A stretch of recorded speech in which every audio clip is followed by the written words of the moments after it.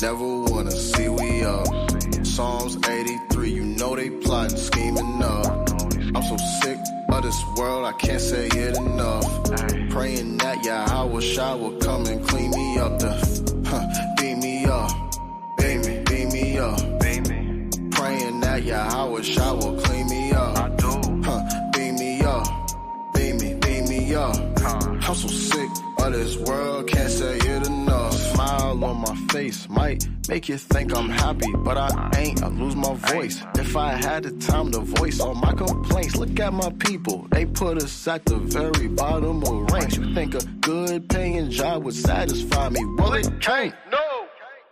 Not when I'm tired of being oppressed. Not when I'm tired of being possessed. And I'm not talking demons, cause you know we flesh. Past recollections hard to digest. The way we can handle got scarred up a mess. Praying through trouble, we make it our blessed. Yahawashi's coming, there's no need to guess. Our oppressors never wanna see we up. Psalms 83, you know they plotting, scheming up. I'm so sick of this world, can't say it enough. Praying that Yahawashi will come and clean me up. Beam me up, beam me up. Praying that Yahawashi will clean me up.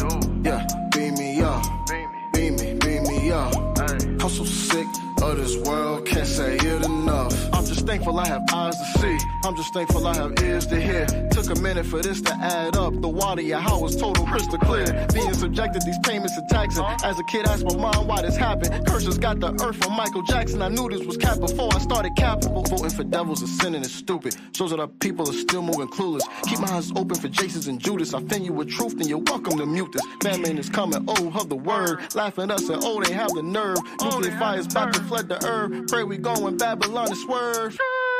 Sin and put on ships, you can't fake this. For those who keep their faith through sun will end on spaceships. Bible tells you salvation, one nation, I know they hate this. Praises to Abba, I got a chance about this matrix. Our oppressors never wanna see we up. Psalms 83, you know they plotting, scheming. I'm so sick of this.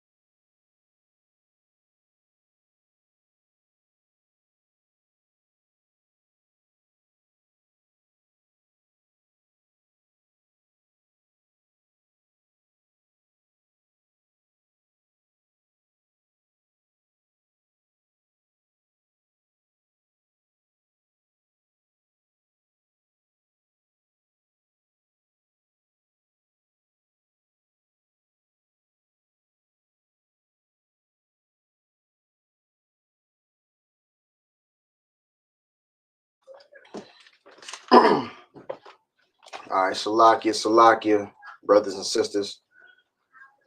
Just getting started, getting this thing going. All right. I'm on a little bit of duty right now, so there might be some in and out. Right. I might have to stop and go. So, bear with me on this one. If you see this on the replay, we're going to go ahead and just do this lesson, right? It's titled Accountability Shows Humility and Purges Out the Leaven of Pride. And we're working on this right now. We're working on, for, I don't know, all brothers and sisters, when they're keeping their Passover, but, definitely I'm closing mine out, Feast of Unleavened Bread. So it just depends on when you started, of course. But, hey, look, all praises, honor, and glory to Yahweh, by Hashem HaMashiach, Yahawashi, right? All praise to the Most High through His only begotten Son, man. You know what I'm saying? Just getting set up, loaded up, and we going to get this thing going, Yahweh willing. And get started on this lesson as we do this to close out the Feast of Unleavened Bread, right?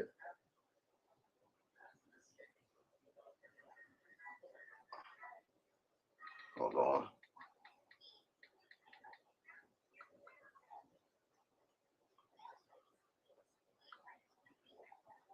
So yeah, let's go ahead and get it going. Hey, shalom, sister. Shalom, sister. It's a good sister right there. Shama. Shalom to you, sis. Gonna go ahead and get this thing going pretty soon. Again, titles Accountability Shows Humility and Purges Out the Leaven of Pride. And that's what we want to deal with.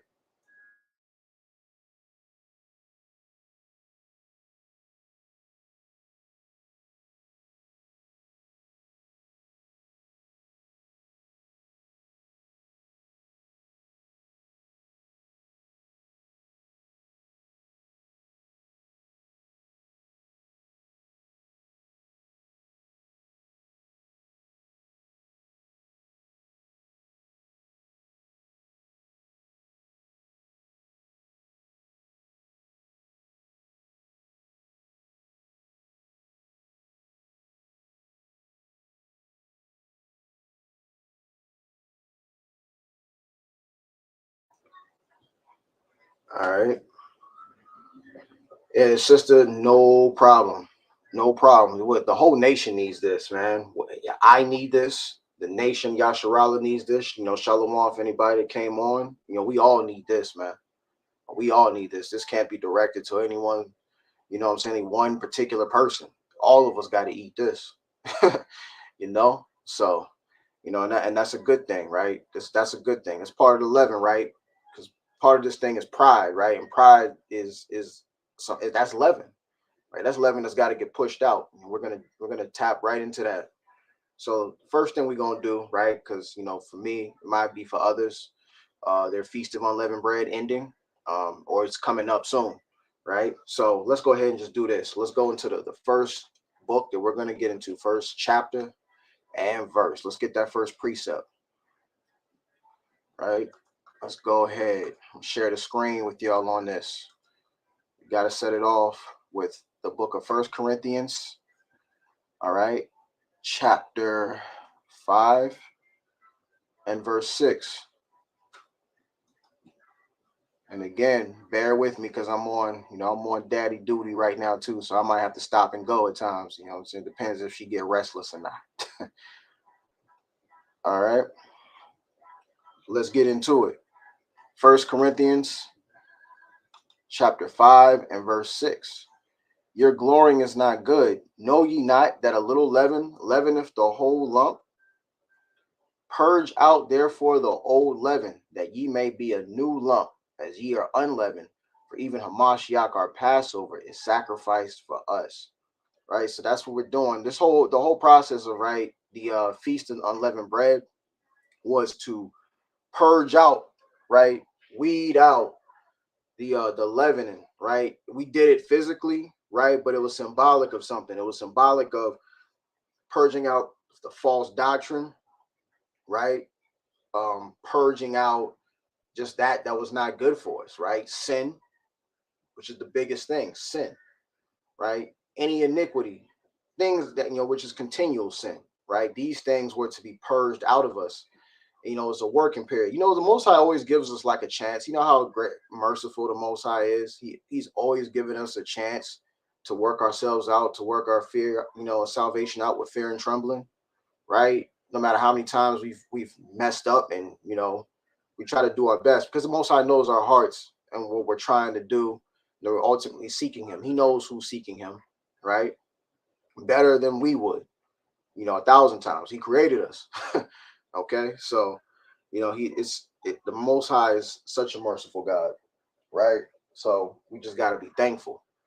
Thankful. The water, Yahweh Bashem Mashiach Yahawashi, that we're here to do as such, right? And that's what that, even with this day, the Feast of Unleavened Bread, you also got the Day of Atonement, right? That's day for your sins to be, refreshed, to be wiped out, and to start, right? So, and not to mention, of course, an act that you're supposed to do, your baptism gets rid of all your past sins. So these things right here, the Most High is just, we just been given so many chances, man. Like it's unbelievable. But yeah, so the Feast of Unleavened Bread is just another opportunity just to purge out that, examine ourselves, right? Examine ourselves and see where we're at, right? And purge out that, that's there, the sin, or iniquity even, right? Purge these things out, the leaven, right? As we do in our homes to the best of our ability, the most important part of it is doing it internally, right? Spiritually. I said this in the Passover lesson, that I did with the brother Yashamar. It's a spiritual detox, okay? Cleansing yourself out. When you do a detox, you cleanse out your body, get all the, any of the destructive things that are not, that are contrary to your body, that would operate in helping your body, right? Bad bacteria, all of that, right? So that's what this is about. Purging out that leaven and examining ourselves to make sure that we get rid of it, right? So let's go to the book of 1 Corinthians, chapter 11. Let's go to chapter 11.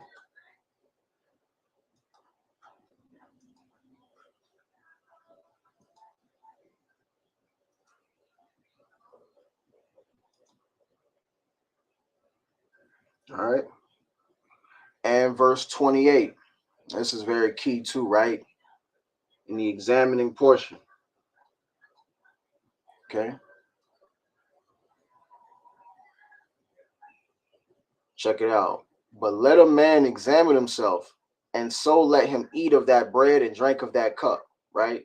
Examine. So we're called to examine ourselves, right, in this walk. You got to constantly be enduring. And not only that, you got to examine to see where your faults are. Where are you? Where are you in this thing? Like, where do you stand in the aspect of you, where you are in this walk? Are there issues that you're dealing with, that you're fighting? Acknowledge that. Be sure to acknowledge these things, okay? Because at the end of the day, right, the Most High knows. The Most High knows all, right? So while we can hide things from other people, right? You can try to hide things from yourself. You can try, right? You could even go that far to lie to your own self, but you can't hide it, right? None of us are capable of hiding it from the Most High, right? And that's just the absolute truth of it, right? Let's go ahead and hold on, give me just a second.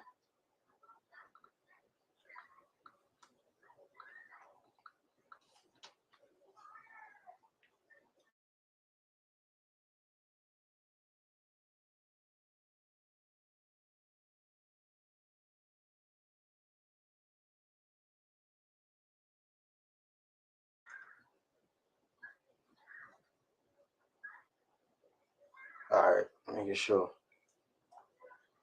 So what we're gonna do here, this is the book of Sirach, chapter 23, verse 19. Just to back up what I was saying, such a man only feareth the eyes of men, and knoweth not that the eyes of the Lord are 10,000 times brighter than the sun, beholding all the ways of men and considering the most secret parts. right? So he knows it all. He knows all that's going on, right? At the end of the day, and we can't hold this back from the Most High. Yahawashi Mashiach Yahawashi, man. He knows all, right? And we got to fear the Most High, right? These are part of the things, fearing, having a healthy fear of the Most High, knowing that he gets busy, knowing that he's real with it, right? That is the healthy fear of the Most High. You know, understanding, and he's serious about this stuff, man. All right. So let's go ahead and we're going to go right back to verse 28. Let a man examine himself, and so let him eat of that bread and drink of that cup. So before you even have the Passover, you want to examine yourself before you even take part in it, right? You want to examine yourself before you even take part of that Passover cup, right? We're going to jump down to verse 30. For this cause many are weak and sickly among you, and many sleep. Verse 31. For if we would judge ourselves, we should not be judged. But when we are, look at that. So, and that's a key part of examining yourself, right? Judging yourself, barakatah. Judging yourself, right? Judging yourself before, you know, you're able to be judged. Because if you can look at yourself and say, you can correct your mistake, understand and learning that you make mistakes, understand this is where you're maybe weak, you're weak at, right? Start putting in the work towards that and saying, yo, I need to put in the effort to increase myself spiritually to overcome this aspect where I'm weak in the flesh at, right? Wherever the case may be, right? There's a multitude of reasons in this of things in this wicked world, right? There's a multitude of things in this wicked world, and we got to deal with them. We got to deal with them, and fight, man. That's part of the battle, overcoming, right? We see verse 31. Read it again. For if we would judge ourselves, we should not be judged. Verse 32. But when we are judged, we are chastened of the Lord, that we should not be condemned with the world, right? And when we get judged by the Most High, right, that's him showing love, man. That's him showing love to us, because, hey, had we not done that, had we not shown love to the Most High, well, then guess what? You know, we're done. Or Salakia, if the Most High didn't show love towards us, guess where we would be, right? He could. There's a multitude of things he could do. He could take you out now. He could harm you. He could let you still sit until the day of judgment, right? And not correct you and let you continue walking in darkness until you just continuously build that cup up, right? And with the mind, a reprobate mind, not looking towards repentance, right? Not looking towards forgiveness, right? These are the aspects that we could be facing, right? If we were to go this way, right? So let's go into the book of 2 Corinthians chapter. Actually, before we go there, no, actually, yeah, let's go. Let's do that. Let's do that. Go to 1 Corinthians. All right, chapter 13 and 5.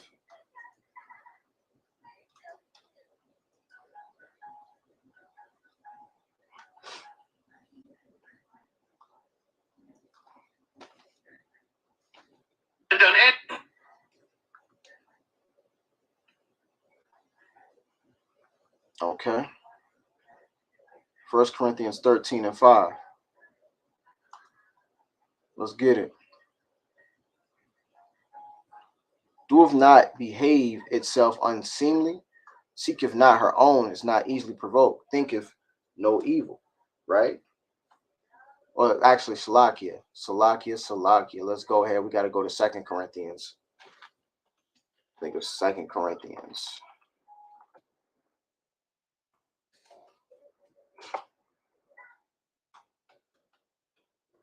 There we go. Boom, boom, boom. 2 Corinthians 13 and 5. Examine yourselves whether ye be in the faith. Prove your own selves. Know ye not your own selves, how that Yahawashi Hamashiach is in you, except ye be reprobates? Look at that. You got to examine yourself whether you be in the faith and prove your own selves, right? Prove your own selves in this thing. That's what we continuously have to do, right? It's not just a one-time thing neither. It's not just a one-time thing. It's continuously that we have to prove ourselves. Day-to-day basis, man. on a day-to-day basis, picking up our cross daily, right? That's where it comes down to, understanding your strengths, your weaknesses, and trying to be better continuously in this walk, trying to be better, putting forth that effort towards the Most High willingly, right? Right? And that's how we continue to push forward, right? This is the book of Psalms 139. And let's do this. Psalms 139 and 23. He says, and this is David writing, "Search me, O God, and know my heart. Try me and know my thoughts." Right? Know my thoughts and try my heart. This is David. So he's taking accountability. He's asking the Most High to try his heart, right? Search him. Try his heart out and know his thoughts, right? Because look, these are things he's trying to improve himself and become better. This is David, right? Paul did it. David did it. A multitude of our forefathers did it. Foremothers, right? So we have to put forth this same effort, is examining ourselves and seeing where we could be better and making the improvements, calling upon the power. And we can't do it by ourselves, right? This is all about the power of Yahawashi. So we have to be in the spirit and move as such, because moving in the flesh, right, we know is gonna lead to death, right? This is what we must do: put forth in the spirit, right, and have the Most High try us, try our hearts. Try to, hey, you failed on a test, improve. Okay, well, what did I do on this last test, right? What did I do here? How can I get better, right? That's a key element, man. Where could I get better at this thing? How can I improve myself? How could I do more to please the Most High, right? How can I do more to be more of an example, a better servant, following Yahawashi Hamashiach, right? Letting my light shine amongst, my people, even amongst the other nations. They should look at me in a different light. You feel, right? So that's a key thing. That's a key thing. That's a key thing and an element right now. Examine. So let's go back to it. Let's read it again. 2 Corinthians 13 and 5. And it says, examine yourselves, whether ye be in the faith. Prove your own selves. Know ye not your own selves, how that Yahawashi Mashiach is in you, except you be reprobates, right? Because we have to have them. If you don't have Yahawashi Mashiach in you, you're a reprobate. That's what the scriptures are saying, right? So look, we gotta, whether we be in the faith, we gotta prove our own selves, continuously try ourselves to be better, right? And that takes work. That's not something you just look. That's a process, right? That's why, hey, look, the Most High through His only begotten Son is calling His people to repentance now, man. And the times that we're getting in, you already know it's only continue to increase. These times are only continue to increase, right? I was looking on some information in China. Of course, they said they're ready for war, man. Taiwan, when Taiwan getting involved with their drills, right? China is reportedly ready for war, already ready to go. And we know this World War III is going to involve nuclear warfare, man. So this is not going to be something light, right? Now, maybe war continues on, in a different area at the time, right? We know it's going to be in the Middle East, right? Where the big climatic battles going on, but doesn't mean it's going to transpire into Babylon the Great. Babylon's going to feel it, and we know it. America, aka Babylon the Great, the United States of America, right, is about to go down. As we know. So, we're pushing forward even further. We have to accelerate with our foot on the gas and push on this thing further than we ever have, right? This is the time now to do so. Let's go. I'm gonna pull up this real quick. Wasn't part of the lesson plan, but you know how sometimes sometimes it gotta get beyond there, man. So look, this is the book of Sirach, chapter 18 and verse 27. A wise man will fear in everything, and in the day of sinning he will beware of offense. But a fool will not observe time. Right? I read that again. A wise man will fear in everything, and in the day of sinning, he will beware of offense. But a fool will not observe time. So you got to understand the times that we're in. And it says that saying a wise man is going to fear in everything. You're going to look at what you do. You're going to take caution. You're going to move with caution in your actions and think about things, right? These are things that we're constantly pushing, got to keep in mind, and constantly got to work at, right? Right? Because in the day of sinning, you'll beware of offense. You're gonna think about these things. It's gonna be in your conscience, right? If your mind is not in the reprobate, if it is, right? If you're still in darkness, you're just gonna continue, total utter darkness. You're gonna continue on with the sin with no thought of it, or that it's not an issue, right? And part of this is taking accountability, understanding that when you do sin, right, when you do mess up, you understand that, you accept that, right? Because the problem is and it's tough, right? This is why these things kind of go together, right? Sin deals in the sense of pride, humility. Those are the opposite of each other, right? Being humble and pride, right? These are opposites and antithesis to each other, right? And accountability ties in with humility. Well, so let's deal with it, right? Let's actually go. Let's go here real quick. I'm gonna drop off my shared screen for just a second. All right.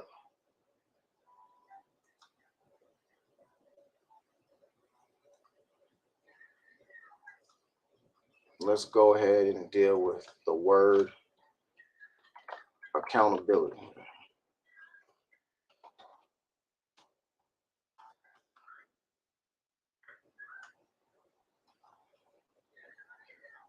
And we're going to go into accountable because that's the root word of this thing, right?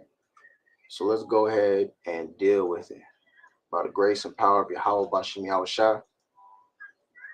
All right. So accountability, the fact or condition of being accountable, responsibility, right? So let's go click on the word accountable, right? So that's the root word. The root word is fully is account. Let's deal with accountable, right? Of a person, organization, or institution required or expected to justify actions or decisions. Responsible. So either way, you're held responsible for it, right? Like an accountant, when they count money, when an accountant counts money, what do? That's what they do. They deal with the money. They're responsible for the money, right? They're responsible for handling it, right? And making sure things are on par, right? That's an accountant. That's what they do, right? You're held accountable. You're held accountable for what you do. And that's what it means to hold yourself on that, right? So when we examine ourselves, right, we're holding ourselves accountable for the things that we do. Okay? We're holding ourselves accountable for the things that we do and making sure that we have an eye and are looking in on ourselves, right? Because what you don't want to do, right? We all have actions and things that we do, and don't get me wrong. Sometimes when it's multi-layered, when there's multiple people involved, right? It's not just one person. No, more often than not, it's not just one person. There's something that X player could do, like on a team. That's why hey, look, right? When you go into especially when you deal with team sports, right, such as basketball, especially ones like football, right? We can use the NFL, right? So like quarterback, right? Like if somebody like a Patrick Mahomes or or Aaron Rodgers, right? Usually they're when you're the quarterback, especially the star quarterback, you're the one that takes you take the success, right? They put the media puts that person primarily responsible for the success, or primarily responsible for the downfall of, right? That's usually what happens when someone is held, because they're held accountable. They're portrayed as the leader of that team, the face of the franchise generally, especially if they're playing up to, if they were drafted or playing in that level, they're held to a certain standard, right? So they hold them responsible. They're responsible for it. But when you look at the whole dynamic, that's just the surface. But when you look at the whole dynamic of it, it's not just them. It's not just them, right? That's if the quarterback, let's say, throws an interception and there's still 5 minutes left to play and they can't get the job done, something else is going wrong, right? Something else must be going on, because it can't just be you see certain games where there's other players that, maybe on the defensive side of the ball, they didn't get a stop. They blew coverage on a play, right? And instead of now giving their team a chance on the offensive side of the ball to go down the field, right? Our ref makes a terrible call, right? A terrible call that could have decided the game, and here we are, right? And a lot of times that stuff be rigged, but that's a whole nother topic, right? That's a whole nother topic where they got the manipulation into the sports. That's a whole nother thing, right? But we're just using the example because this is what it is. They'll be held accountable for the things that they do, right? And so we know it's not just one factor. There's multiple factors, multiple elements that transpire, right? There's multiple elements that transpire from this. Okay. So that's what we're looking at. It's more than just one person. And then that means all the parties that are involved have to look at themselves, they have to examine themselves and see, okay, if this was like, so if a team lost or anything like that, right? Now, so what could I have done? They say it's a team sport. It literally is. It's a team sport. What literally could all the players in there have done? What part in their role? In basketball, it's a lot less, but it's still a team sport. You got multiple people involved, right? If you're dealing with golf, then no one can be blamed but themselves, right? It's a one individual thing if you're talking about something like golf, right? But when you're dealing with team sports, other people involved with you, there's got to be something else that someone else could have or should not have done, right? To be involved, or to get the win. Somebody's somebody's contributing to the win or the loss, right? It's one of the two. Give me just a second. Oh, slack it, y'all.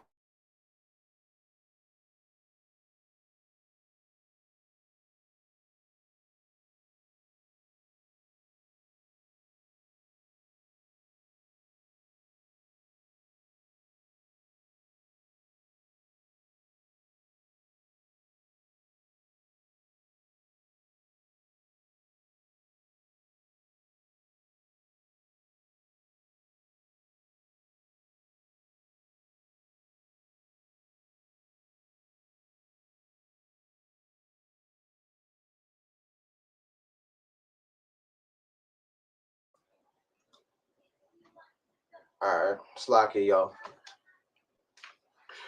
But yeah, it's multiple. Oh man, listen.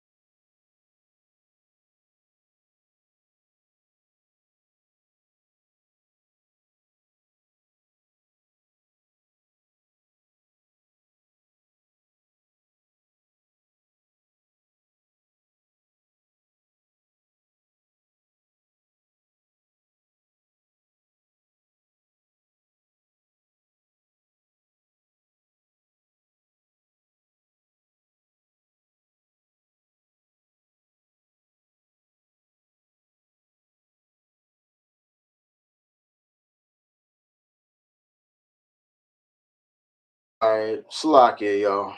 Salakia. Even better. All right then. So yeah, it's just basically amongst that. Like, what was I with it? Shalom. Insane edit. Shalom. Yeah. So basically, with this, right? When you're looking at team sports or anything of that nature, it's what could I have done to do better? What could I have done to make myself better? Right? What can we do to improve? Right?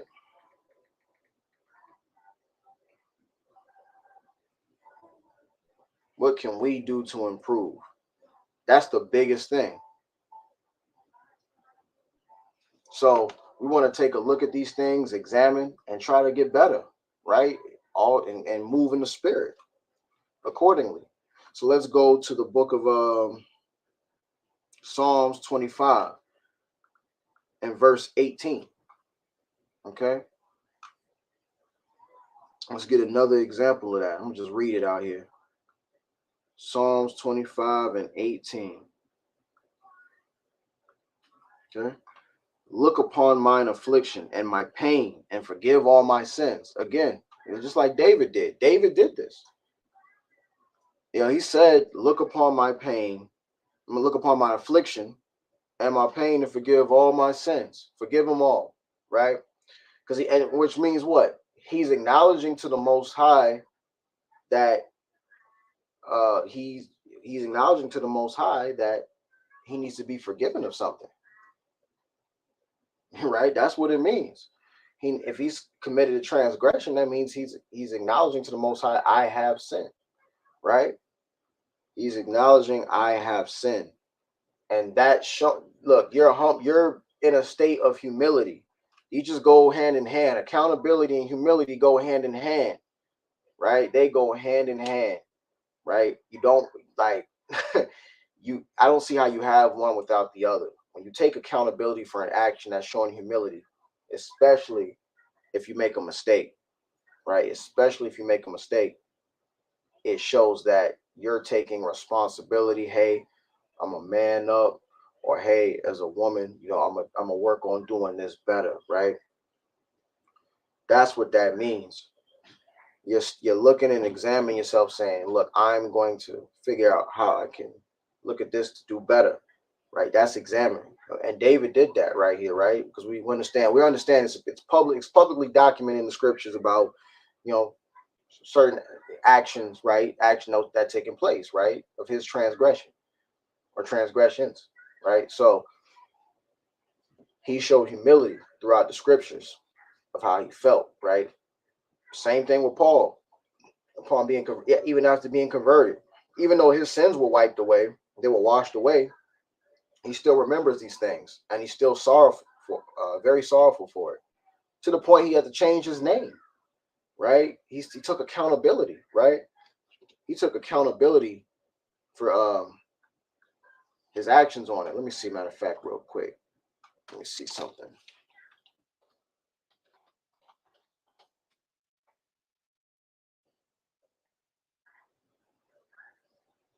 Let's go ahead and get the book of First Titus, chapter 1, and let me switch it over here.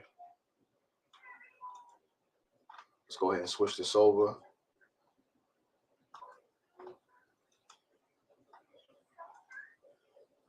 All right, not Titus, Lucky, but First Timothy, chapter 1, and we'll start at verse. Yeah, let's start at the top. First Timothy, chapter 1, verse 12. Right, not the top, but at 12. All right, so First Timothy, chapter 1, verse 12. And I thank Hamashiach Yahawashi, our Lord, who have enabled me, for that he counted me faithful, putting me into the ministry, who was before a blasphemer and a persecutor and injurious. But I obtained mercy, because I did it ignorantly in unbelief. And the grace of our Lord was exceeding abundant with faith and love, which is in Hamashiach Yahawashi. This is a faithful saying and worthy of all acceptation. The Hamashiach Yahawashi came into the world to save sinners, of whom I am chief, right? He let it be known that he was the chief. He considered himself chief of sinners, right? Now having the understanding of, what he done, what he's been through, it's a whole thing now, right? He considered himself the chief of sinners, right? So, with that being said, it's like he took accountability. Paul took accountability and acknowledged, where he went wrong, man. And there's other people in the scriptures that have done it, that have done so as well, right? There's plenty of other people that have gone, that even acknowledged it. Now we just pray that the Most High have mercy on us, right? When we're able to acknowledge these things, right? Even Nebuchadnezzar had to acknowledge. He had to be forced to acknowledge. He had to be humbled down, right? This is a heathen we're speaking about. There's other heathen that had to be humbled down. The Pharaoh, he really he didn't even get humbled. The Most High continuously hardened his heart, or he would have, right? He had to get humbled to the end. He had to deal with it. There's people that have been humbled by the power of the Most High, which it's a great, amazing, and scary power, right? Like no other. So, that being said, we gotta definitely put the case of it, examining ourselves and seeing where we are, being strong with it, right? Being strong and overcoming. Just like the people in this book, just like our forefathers, our foremothers, anyone that has transgressed, right? Because hey, look, we gotta accept this. Something that happens to all of us, right? We all fall short, right? The book of Romans. All right.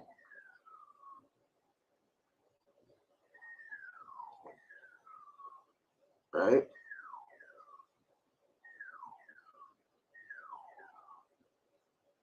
Hold on real quick.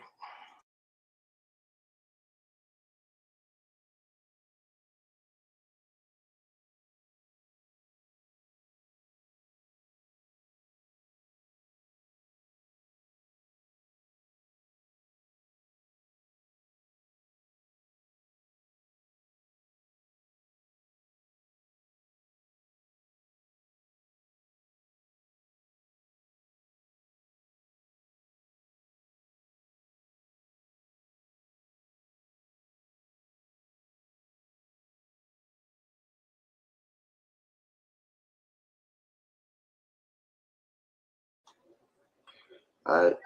I'm sorry.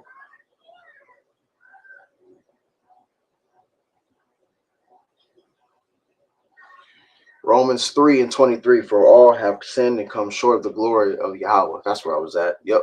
So we've all sinned and come short of the glory of the Most High, man. And that's just what it is. So we want to make sure that we're on point and do the best we can, because we notice there's nobody in here is Yahawashi, right? Nobody is Yahawashi Hamashiach. We all have to strive for perfection, and we all have to check ourselves to where we can be better, and where can we grow? What can we do to be better? Right? All right. Here's the book of Proverbs, chapter 15 and verse 5.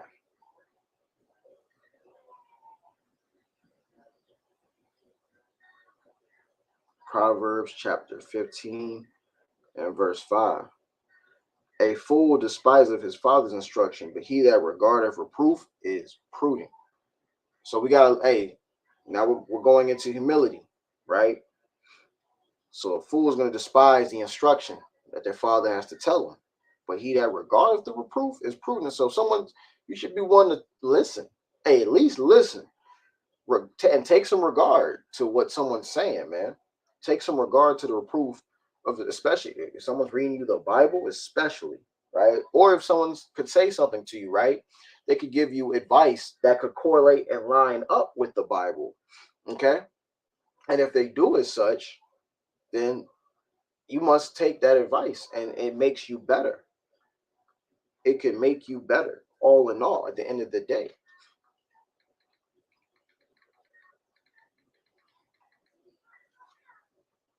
It could make you better at the end of the day, as it should, with the scriptures, reproof, right? So let's get into the word humility, okay? We define accountable. Let's define humility. Look at that. Right off the top. I'm going to go into the Merriam-Webster's dictionary. Oh, Oh, this is a killer right here. This is a killer.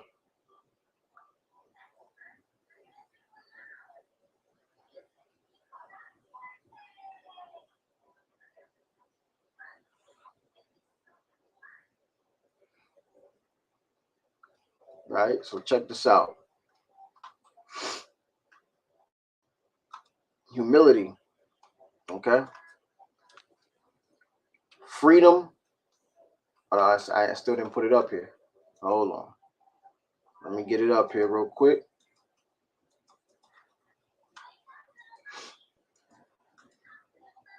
All right. Humility. Freedom from pride or arrogance. The quality or state of being humble. Right? So freedom from pride or arrogance. The quality or state of being humble. Right? And that's an amazing definition. Freedom from pride or arrogance. Right? You're being humble with your stance. There's no pride or arrogance from you. Right? Again, they're total opposites of each other. Right? Meaning, so we're going to go into humility, means the state of being humble. Both it and humble have their origin in the Latin word humilis, meaning low. Right? Humble can be used to describe what is ranked low by others, as in persons of humble origins. People also use the word themselves and things associated with themselves. If you describe yourself as but a humble editor or refer to your home as your humble abode, you are saying that neither you nor your home is impressive. So meaning, right, you're not putting any extra glamour on yourself, right? Or, you're not putting any extra glamour on yourself, any extra sauce to say that you're that person. You're that, you're that dude. Look, we're not even supposed to get a credit to ourselves, right? And that's very key when you think about what Yahawashi was saying. When Yahawashi was saying to him, right, in terms of being humble, right, dealing with Yahawashi, when they asked Yahawashi, right, why thou callest me good? Matter of fact, and we can go ahead and get that. We're gonna go ahead and read that. Matthew 19.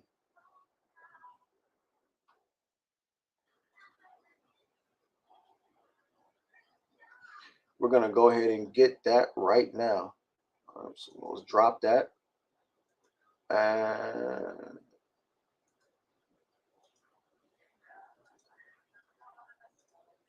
let's get it. Let's get it. All praises Yahawashi, man. All right. So Matthew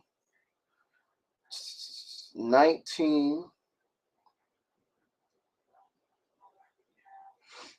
and 16. And behold, one came and said unto him, Good master, what good thing shall I do that I may have eternal life? And he said unto him, Why callest thou me good? There is none good but one, that is Yahweh. But if thou wilt enter into the life, keep the commandments. So he's saying, Why callest me thou good? Right? The only person that's good is Yahweh. And this is Yahawashi, one who is sin free, right? He has not sinned, right? He committed no such sin as Yahawashi Hamashiach. So if he's putting the blame, not the blame, Salakia, if he's putting the glory and the honor, if he's putting the honor and the glory to Yahweh, then whoa, who are we to take any glory, right? When you give all praise to Yahweh Bashim Yahushai, because he's the one that deserves it. Yahweh deserves all the glory, right? And that's what Yahawashi is saying. He didn't even want it. He said, don't even give me no flowers. You give it's just one of those things that just sounds better even, right? Because what does it sound good even to call yourself humble, to give yourself credit, right? If other people give that credit to you, then let that be that. They speak about it, right? Let them speak about it. But if it's you bringing it out, then it just doesn't sound as good. It doesn't sound as good. It doesn't sound as good. It really doesn't. It's one of those things when people give compliments, let them give a compliment. When you try to big yourself up, it just shows arrogance, right? You're trying to boost your ego. right? And that's just one of those things. And that gets dangerous because then it does lead to pride. It does lead to pride. So we want to be wary of these things and making sure we keep everything down. When you give all praise, honor, and glory, give it to the Most High. When someone gives you credit, hey, good job, fantastic, I don't know, fantastic class. All praise Yahweh Shem Yahawashi. When it's, oh, hey, good job, you got your good job with your nice car. Hey, look, all praise Yahweh Shem Yahawashi. He's the one that made it possible for me to get this, right? You know, a Twa breakdown on such and such scripture. All praise Yahweh Shem Yahawashi. Hey sister, nice, good job on cleaning taking care of the home. It looks fabulous, right? The decorations, everything is in order, right? All praise Yahweh Bashem Yahawashi, right? Good prayer, beautiful prayer that you just gave. Hey, look, all praise Yahweh Bashem Yahawashi. It was all through the power of the Most High, through His Son that had me orchestrate that prayer. Because really, we're nothing. We're vessels, right? We don't even do these things ourselves. We don't even do these things ourselves.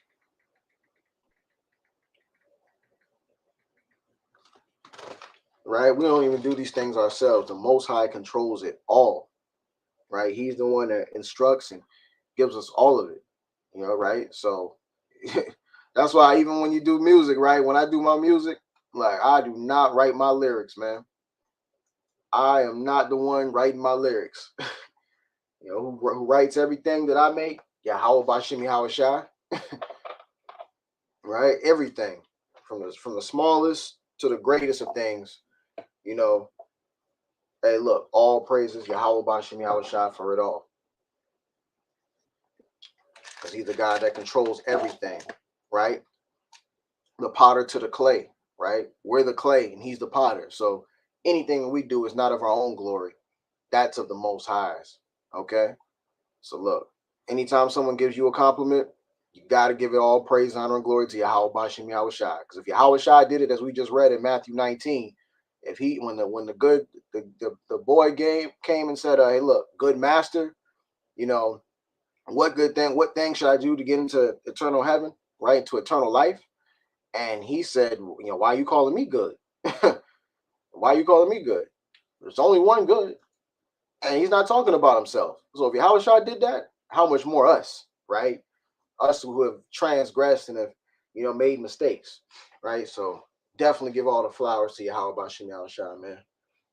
That's the Most High's way of that's the Most High through Yahawashi's way, right? Following his beautiful example is to show you, just to keep you in a humble mind state, because that could be, look, too many compliments and different things could build up the ego. You start believing it and you start staying with it, right? And it's not that it's not a problem for people to give compliments, but you just gotta be mindful of what you do, what you say, or how much you say, or to the extent you take it, right? And for the people receiving it, on the receiving end, right, just give it all to the honor and glory to Yahweh Bashem Yahawashi. Someone, hey, a sister could say to another sister, hey, you looking beautiful, sis. The water, all praise Yahweh Bashem Yahawashi. He made me look like this, right? It's something, even the smallest of things that even you don't even think of, that not even wouldn't be considered biblical, I guess, right? Because everything's biblical, but even those things, give all honor and glory to Yahweh Bashem Yahawashi, because he controls all of that, okay? Every single last thing to a T, right? Let's get it. Let's get let's get this Proverbs, right?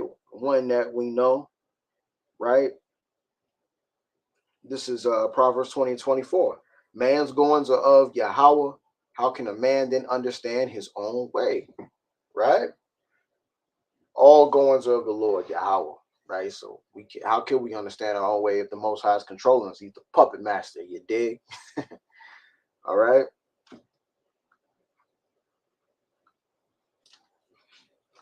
All right. So let's do it.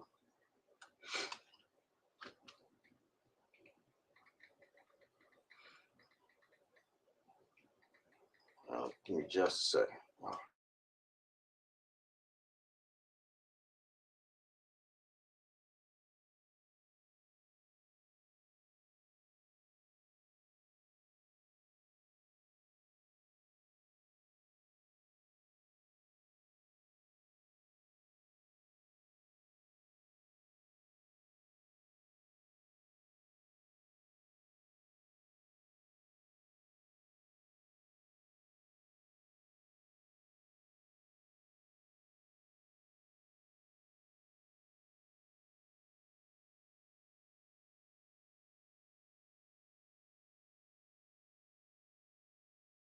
All right, then. So let's go ahead and get this Matthew, right? We're going to go over a couple chapters. Let's get the book of Matthew. Let me exit myself out of here. Let's put the scriptures on full layout, man. All right. So we're going to go over a couple chapters. Matthew 23 and 12. Right? And whosoever shall exalt himself shall be abased. He that shall humble himself shall be exalted. Right? So if you're trying to exalt yourself, right, which is trying to big yourself up, then you're going to get dropped down. You're going to get abased, right? You'll be lowered, right? But if you base, you will be lowered. But if you humble yourself, the Most High is going to he's going to flip that, and he's going to exalt you. He's going to bring you up higher because he's only dealing with humble people, right? He's only dealing with people that stay in the low, the meek, right? He says the meek shall inherit the earth, right? Right? The meek shall inherit the earth. I need to hurry up and get some glasses. Hey, Yahweh willing, sister. Yahweh willing, sister. Just keep up the best you can. I'm sorry. I try to put the thing in full layout, so that someone could see it, on the screen. So I try to put the scriptures on full layout. I'm not important, but these precepts are. So I was trying to put it up in the full front. But yeah, so whosoever shall exalt himself shall be abased, and he that shall humble himself shall be exalted. Right. So again, it's just an example of, look, you try to bring yourself and make yourself something higher than, okay, well, the Most High, you might even get it for a little bit. The Most High may let you go ahead and pull yourself up if he desires to, but guess what? He's going to bring you that much further down. You're going to come crashing down, right? What goes up must come down. So if you go up the way that the Most High doesn't have you, it's not by his way, right? He's going to just crash you down, right? Because you're doing it out of pride, right?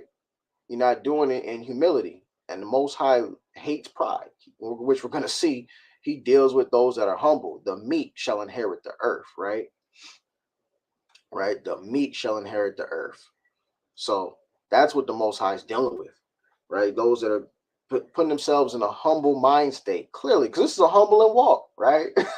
no one can exalt themselves in this walk, right? So we always got to make sure that we stay in a humble mentality, right? Under that of Yahawashi Yahawashi. Yahawashi stayed humble the whole time, right? So if he did, that's our Lord and Savior that we're accepting, then we have to operate likewise in the same manner, okay? In the same manner, keeping ourselves humble, right? The mind state lowly, again, being lowly, right? Free from arrogance and pride, right? And that's major. Free from arrogance and pride. All right. Let's get the book of Proverbs, chapter 22 and verse 4. I pray the Most High he give me enough wisdom to share with sisters, not too much, not too little. Con, sis. Con. Yeah, just keep praying for it. That's a constant thing, man. That's a beautiful thing to pray for. It's not a vanity, so I'm sure the Most High give it to you. He will give it to you, but you just got to continue. You continue praying for it. If you don't get it after he prays, right? Me and brothers talk about this a lot, right? If he doesn't give it to you after you like pray the first time, right? Because we know how the Most High is. He may not give it to you exactly when you want, but he's gonna give it to you when he sees fit, and when and that's when you need it. Okay, so hey, that's just what it is, right? So continuously pray for that daily, right? All praise Khan, sis. Call Halal, Yahweh, Ba'ashem, Hamashiach, Yahawashi, right? So we want to make sure we moving, right? Staying in this thing. In truth and sincerity, and staying humble, right? Again, taking accountability for things that we do, that shows humility, right? And by doing so, that's going to purge out the leaven of pride. All right. You can purge out pride by taking accountability for the actions that you take. Okay. So let's get the book of Proverbs chapter 15. Let's see. Let's get this. 22 and 4.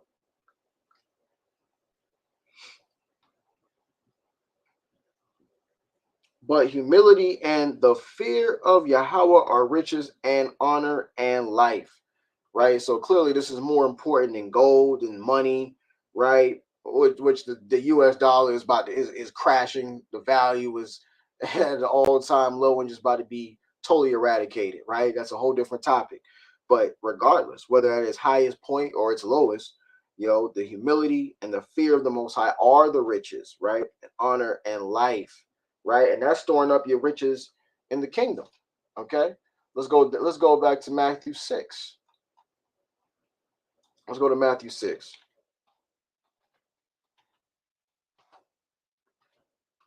All right, and it says here, start at 19. Lay not up for yourselves treasures upon earth, where moth and rust doeth corrupt, and where thieves break through and steal.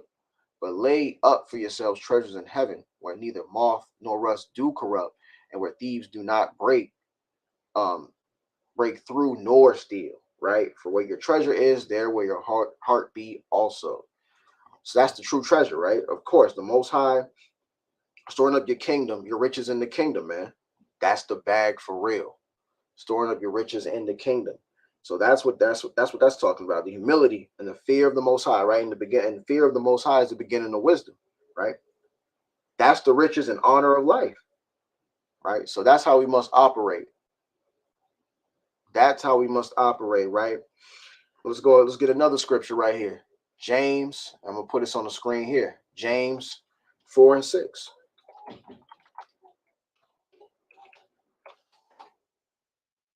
get the book of James, chapter 4, verse 6. But he giveth more grace, wherefore he saith, Yahweh resisteth the proud, but giveth grace unto the humble. Let's go. Come on now. Giveth more grace, right? Most High giveth more grace. Uh-oh. Oh, give me a second, y'all.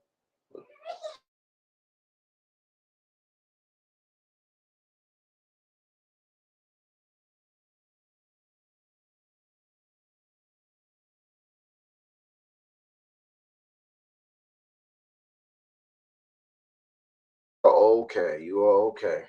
More daddy duty, y'all. So look, James 4 and 6. But he giveth more grace, wherefore he saith, Yahweh resisteth the proud, but giveth grace unto the humble. Right? And that's the thing, man. He's going to give grace to the humble because look, the people, he's resisting the proud because they already have a mentality of, yo, I'm good. So who's going to want to listen to somebody that says I'm good all the time, right? Or every time you try to give them a suggestion or try to give them help, they always have a reason as to why they don't need to accept your help. Are you going to continue giving them help, right? No. At some point, it's going to be like, okay, well, this person clearly thinks they know it all, right? That's how it comes off, right? And this is what like I've learned, yo. I learned as a teenager, a family member, good family member told me, one time, hey, look, and they would tell me things that I did actually know I was aware of, but what they told me was, look, even though someone's telling you something that you know, just take it. Act like you know it, because you come off like you're a know-it-all or wet behind the ears, right? That's an older saying, but if y'all know what I'm talking about. And that's how it comes off. Sometimes you may already know what someone's bringing to your attention, but guess what? Even though you know, listen to it like you don't know, because sometimes you need a reminder, right? Sometimes we need a reminder. We need a reminder of what we're saying, what we need to do. Oh, you knew this, but hey, it could be better. It could be better. How can I redo this? Maybe you need a reminder of maybe you need a reminder of that specific topic, right? Because it happens. We move on a day-to-day, and we move and we work activities. This is an ongoing society, the way everything is set up. And it's designed for you to forget things, right? You may lose sight of it. right? Just like the fundamentals, the fruits of the spirit. These are things that we're supposed to implement, right? And we may know about them, but sometimes because of the way the world is set up and the way life is, you just end up forgetting, man. You just be like, yo, you forget to show long suffering and patience towards your neighbor, right? You forget that. You lose sight of that based on the moment. And you get caught up in the moment, and then now it's like, boom. And sometimes that's why we need to continuously rehearse these righteous acts, right? Just keep studying and keep reading, just getting a reminder of ourselves. Because, man, even though you knew it, you definitely forgot at that moment, right? We all need reminders. We're human beings. We're in the flesh. We are not perfected, okay? So we always got to take these things into account. That was some great advice when I literally sit back and think about it. Even though I knew, I'm going to listen to it again. I mean, I might not always feel like listening to it again at that moment. I may not feel like hearing it, but if the Most High's got that person saying it to me, and it's within biblical context, within his confinement, I should listen to it. That's just really how it goes, right? All right, give me just a second, y'all. Hey, Salakia, y'all. I gotta make a quick trip. Um, let me go ahead and handle something real quick. Yahawashi, I'm gonna swing back in here and finish up the lesson.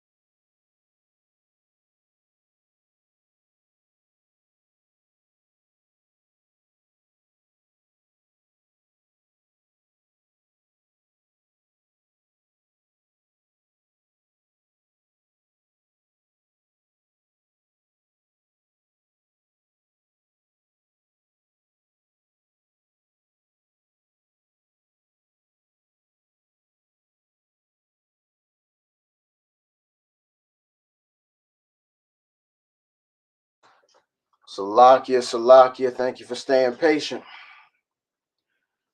Gotta take care of daddy duty, man. But shoot. Let me get back to where I was at. Just let's get the next precept to set it off. Okay. Um Proverbs 15 and 33.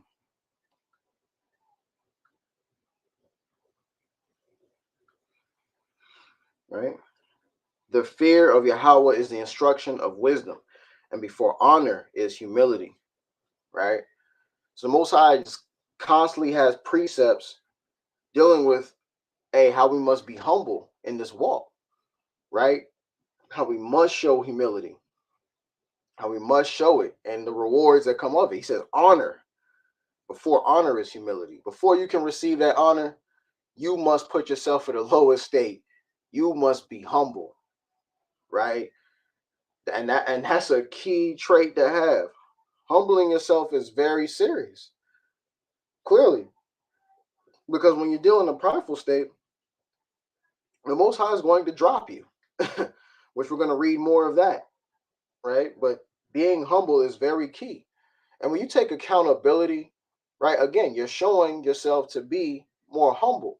It's showing a sign of humility, right? When you make a mistake, right? Or even when you don't make a mistake, but you do something that's off, you're taking accountability for it, regardless of whatever it may be, you're taking accountability for what you've done. And the Most High deals with the honesty, right? He wants to see the honesty brought out, man. Right? That's just a key thing. That's a key thing. So let's go into the book of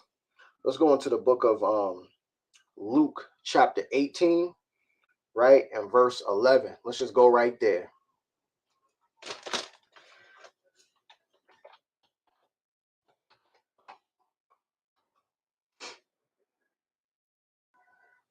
Right? All right, so we should be here if everyone can see it here. Luke 18 and 11. The Pharisee stood and prayed thus with himself, Yahweh, I thank thee that I am not as other men are, extortioners, unjust, adulterers, or even as this publican. I fast twice in the week. I give tithes of all that I possess. And the publican, standing afar off, and look at this. He's also, let me stop right here for a second. As you see, he's noting all of the different things that he does do, right? He said, I thank thee, I'm not as these other men are, extortioners, unjust, adulterers, even this publican. So he's noting he's taking notes of these other people and what they do. And he's bringing their sins, their stuff that they do before the Most High, saying, hey, you see me? I'm not like that guy. Look at how I fast. I fast twice in a week and give tithes of all that I possess, right? Now he's comparing and saying, yeah, I'm better than these guys. Look at me. I'm glad that I'm not like them in this parable here that Yahawashi is talking about. And people do this, man. People do this. Unfortunately, there's people amongst us that try to make ourselves better than what we are, right? Verse 13, and the publican standing afar off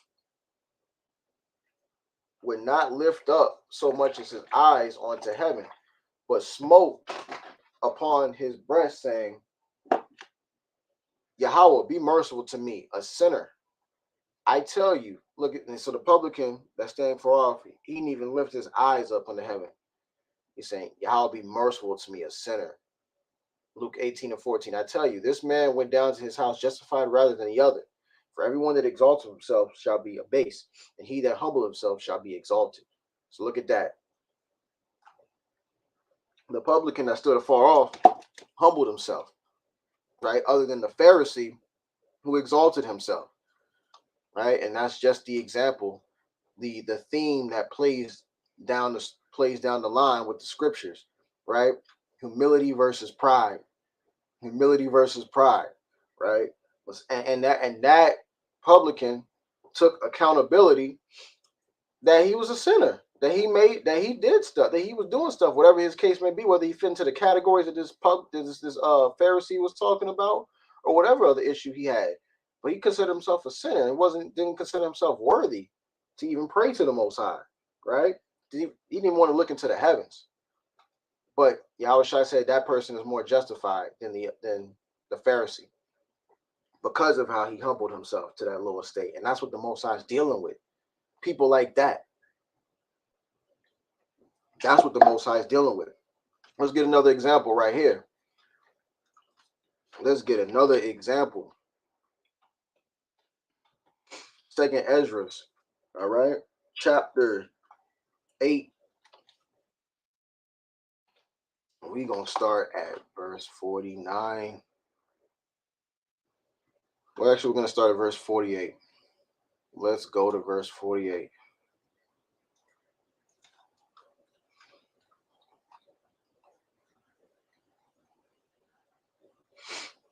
All right.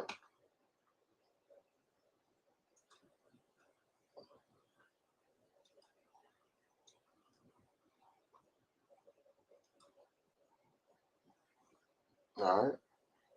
Let's get it.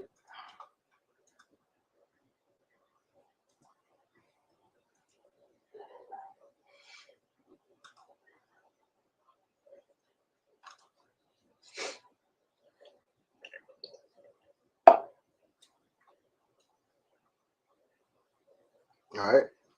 It's the book of Second Ezra, chapter 8 and verse 48.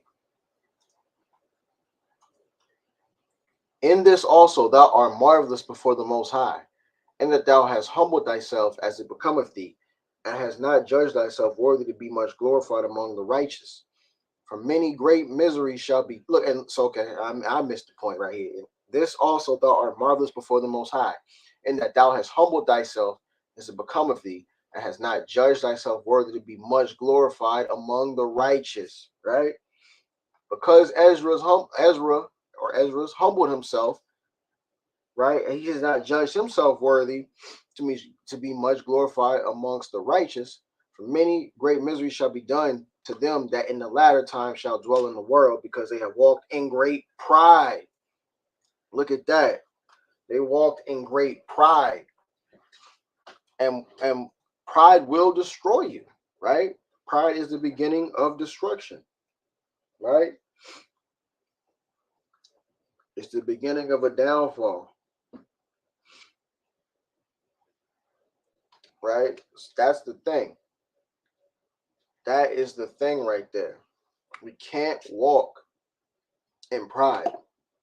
It's essential. This is, you see how this is a salvational thing, right? Now the Most High can have mercy on you for being in a prideful state, but it just depends if He wants to have mercy on you, right?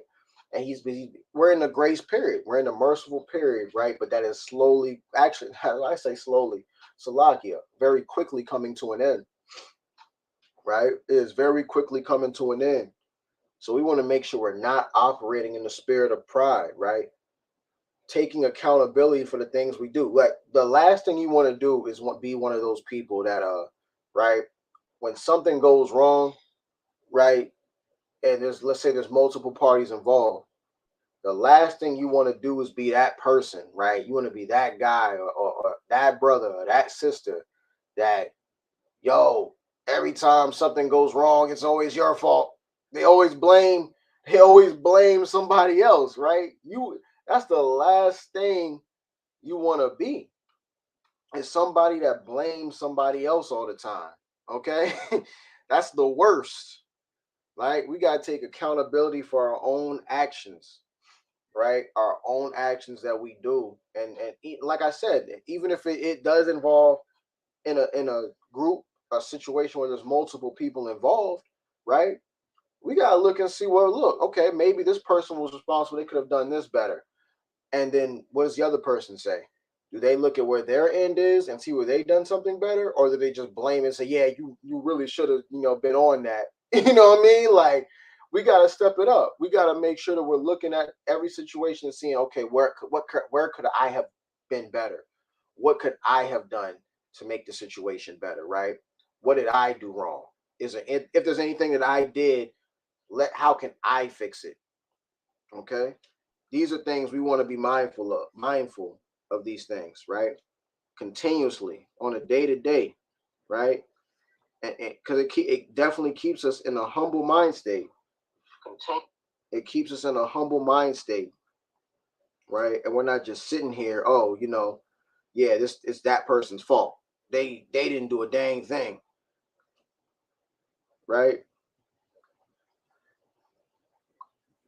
Where could I have been better at becoming a better at doing whatever, serving the Most High, or being a better brother or a sister, husband, wife. That's why constantly examining yourself is important. Constantly examining yourself is important, right? You do not want to be that person that's just always putting the blame on somebody else, or like, you look at yourself. Look at yourself. What could I have done to be better, right? What could I have done to do better? That's something we always got to do, Yasharala, is examine ourselves. As Paul wrote, examine yourself whether you be in the truth, right? That's part of being in the truth. It's more than just, that's the thing, man. We come in this thing, understand we an Israelite. Oh, you from the 12. I know I'm Jacob from the 12 tribes, right? Right? Like, I'm in the 12 tribes of Israel. What tribe you in? Hey, cool, throwing on your fringes. Okay. Boom, like that, it's more than just that, right? These are traits that come along with it. And if you're really, it's more than just that, right? If you're really, really in the truth, again, the position I've always told, brothers and sisters, um, since of course becoming aware with the knowledge that Yahawashi has given me, is that, you know, you're not in the truth really until you're in Yahawashi. It's not that you're an Israelite. It's not that. It's you knowing and accepting Yahawashi, really. And that starts with the water baptism. That, I'm not going to make, that's not the topic of today, of this lesson, but, it's just for the sake of what we're talking about. That's what it is. And then once you start walking in Yahawashi, well, look, now there's other traits. You got to, cool.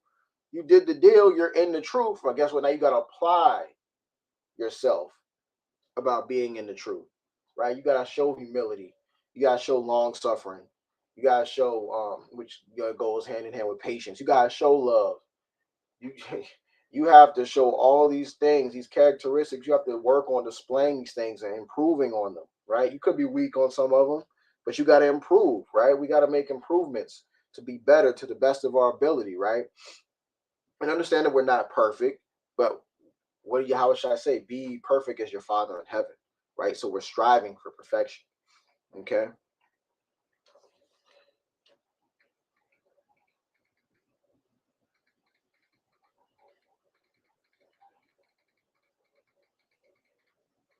Let me see.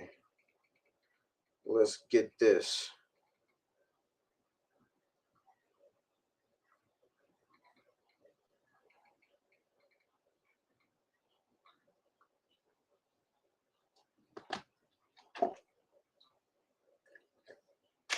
Let's get this. Proverbs 29 and 23. We in Proverbs. I'm gonna tell you right now, we in Proverbs heavy. Proverbs 29 and 23. Okay. It says, a man's pride shall bring him low, but honor shall uphold the humble in spirit. Come on now. A man's pride shall bring him low. Since we're dealing with the topic of pride, and let's go ahead and get the subject of pride, right? We did accountability, we did humility. Now let's go ahead and get the topic of pride. Let's get the definition of pride, okay? Which is a killer amongst ourselves, man. That's a killer amongst the nation of Israel. So let's go ahead and deal with the topic of pride, right? It's truly a killer to us, as the scriptures show, right? As I just read, it said a man's pride shall bring him low, right? So let's go ahead and let's get this definition. All right. Pride, the quality or state of being proud, such as a reasonable self-esteem, confidence, satisfaction in oneself, right? So you can have, right, a level of, we're not saying that you don't have a level of self-esteem, right? You want to have a level of confidence, of course, and self-respect. So you definitely have that. But we're talking about the sense of pride where it goes into arrogance. See, the Most High is talking about overflowing that cup, right? Prideful, okay? You're proud. right? Now, these words that go along with it, synonyms of prideful, disdainful, haughty, right? Full of or expressing contempt for someone or something regarded as unworthy or inferior, full of or expressing scorn or disdain, right? When you're prideful, when you have too much pride, see, that takes you down, right? Because you're proud of it. Something like, so someone could be real heavy in it, like in their skills, or even just reading the Bible. Someone could say, yo, I know so much. I am very equipped with the Bible. I know the scriptures like the back of my hand. There's nothing for me to learn. That's a prideful brother or sister. That's prideful, right? There's always something to learn, right? There's always something to learn. Okay. When it says you're prideful, you're being full of pride, right?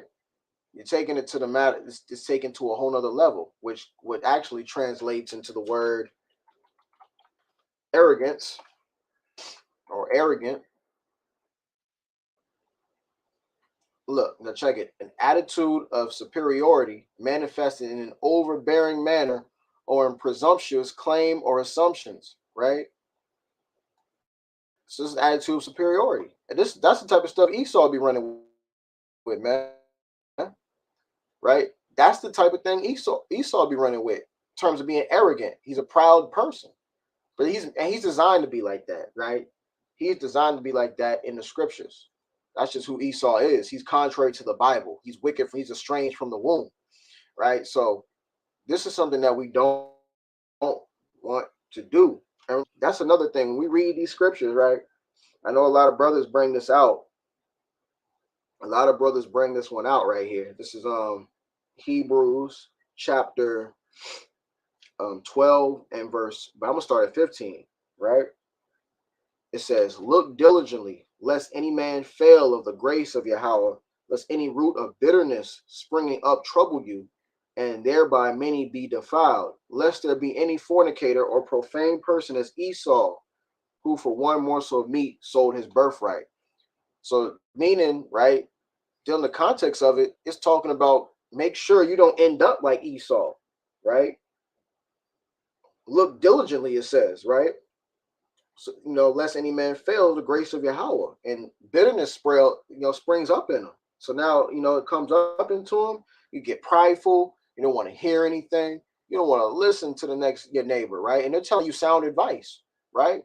Got the scripture going down precept upon precept to show you where you're going off in the air, and you're not listening. You interpreted that wrong. Yeah, that's not the right way. That's not what you're talking about. Don't apply to me. I know what you're saying. That doesn't work. And then meanwhile, now you have another witness that comes off and they're saying the same thing. And another person coming up saying the same thing. Right? And you can have false witnesses in things, but it's just a matter of how they coming to you. How is something being approached? Are they coming in a manner of love? Are they coming in a bad spirit? Right? So you can just determine these things. But if someone's trying to tell you something to help you, right? You can tell, right, the demeanor. That's why the fruits of the spirit are very important, and how we approach somebody and how we tell them, look, this is what it is. Okay, so this is what you're dealing with. I'm not trying to offend you. I'm just trying to help you out. So I'm coming to you here. Look, here's the Bible. I want to show you this is where you kind of going off, bro. Or this is where you're going off a little bit, sis. And so let me just want to bring it to your attention, right? Because I care about you. So let me show you, right? Because open rebuke is better than secret love, right? So it's just ways of doing it. It's ways of approaching people, right? So you know that it's coming from a good place, versus it coming from a bitter place, right? And because there are false witnesses. People do arise as false witnesses as well, right? And they can get a multitude of them, but it's again, how are they approaching it? If they're coming to that person with love, right, or talking to them and saying, hey, look, this is where you're going. Okay, take heed to what they're saying. Maybe take heed to what they're saying, because it could be for your benefit, right? So these are things to watch for, man. Again, so let's get, and we got plenty of examples of people that fell off of pride, man. People that were operating in pride. Again, they will be abased, right? Those who exalt themselves shall be abased, and those who humble themselves shall be exalted, right? Let's get the book of Daniel, chapter 4 and verse 30. I'm gonna bring that on the screen actually, since this is gonna be a long one to read along. So I want you to be able to read with me. So we're gonna go to Daniel chapter 4 and verse 30.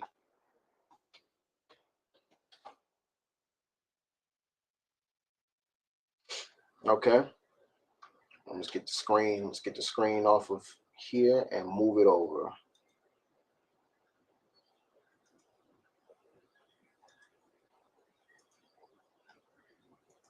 Daniel chapter 4 and verse 30. All right.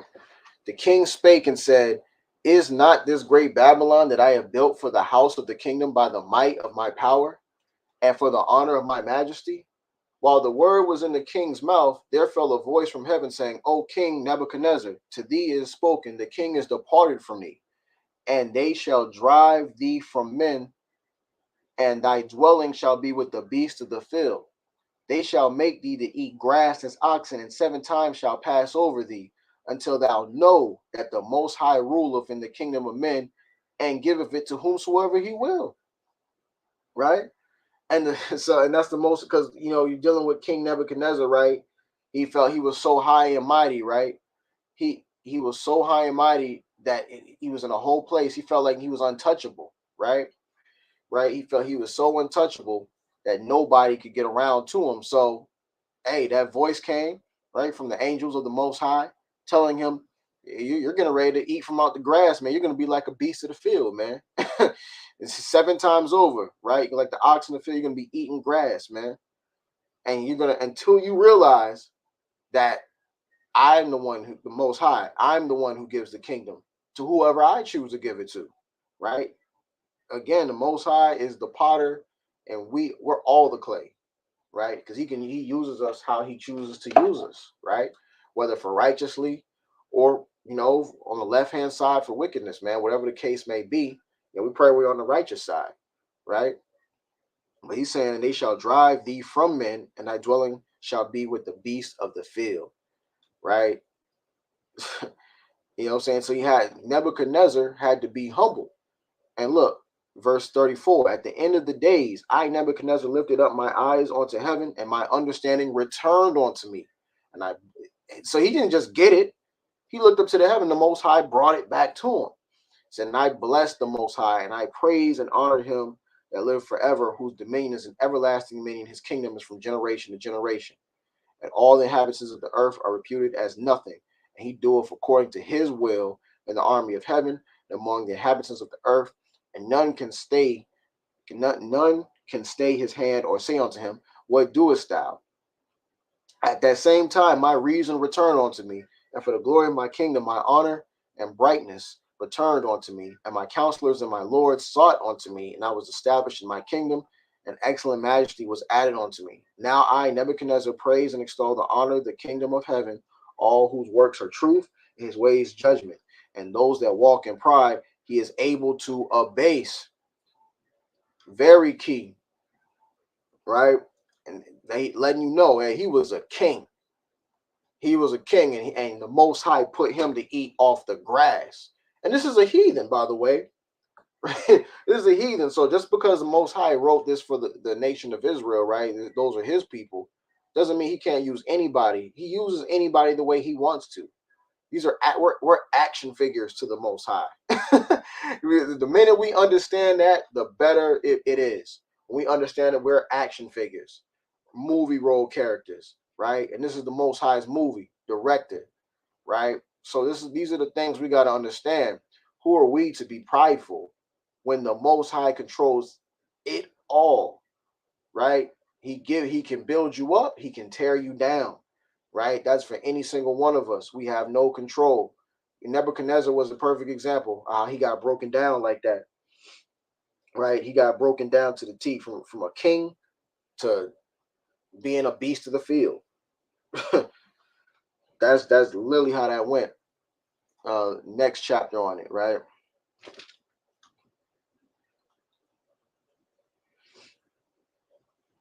Daniel 5 and And 20. But when his heart was lifted up and his mind hardened in pride, he was disposed from his kingdomly throne, and they took his glory from him. See, this is Belshazzar, right? He has, and look at what it says in 22. And thou his son, O Belshazzar, has not humbled thine heart, though thou knewest all this. Right? He was aware of these things, and he hadn't humbled his heart. The Most High humbled him for him. Right? It never fails. Anytime we operate in a manner of pride, the Most High is going to strike. And like again, he'll go for a little while, and he'll give a chance. He'll give a chance. He may give a prophet, someone to tell you, "Yo, you're going down the wrong path. Get it together, bro, or get it together, sis." Because if you don't, you know how when you go into you see the neighborhood, it says it's a one-way street. You're gonna come to an end. You're gonna come to an end, and you're gonna have to turn back around. So what the Most High is telling you, the signs ahead, but you have to lower off that pride, right? Or the Most High will lower it for you in whatever manner or way, that He chooses fit, based upon the situation, right? So we want to make sure we check this level of pride, right? Because and I'm gonna have a separate lesson just on pride by itself. It really is heavy in our nation. It's something that needs to be discussed on all levels, right? Pride is definitely the beginning, of destruction, man. Something that the Most High hates, and that's why He checks it. He checks it so heavy with authority, man.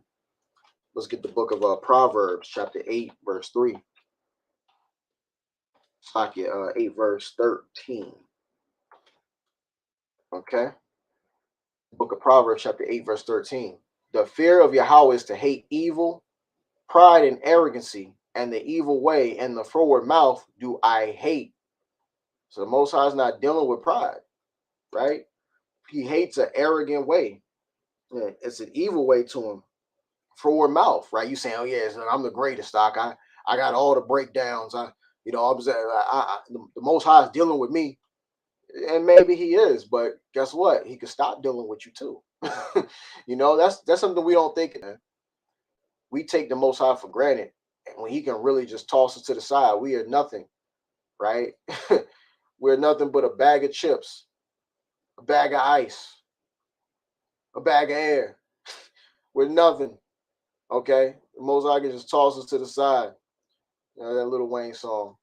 It's not even a Lil Wayne song. It's Trader Truth. Lil Wayne was on it. It said, "Drop him like a bag of ice." Just melts. It's just done. Most High can just take you out just like that, man. And that's why we want to always pray. Look, pray.